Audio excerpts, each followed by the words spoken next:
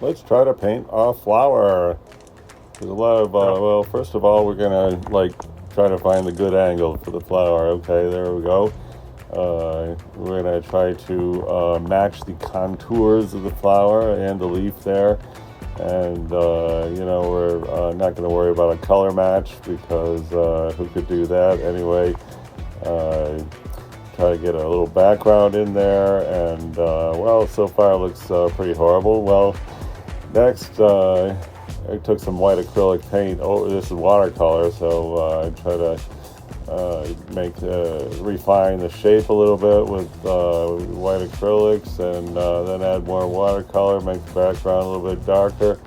It's really coming out terrible, but it always looks terrible the first day. Maybe tomorrow it'll look better. A few more little accents, maybe throw in the initial at the bottom, and boom,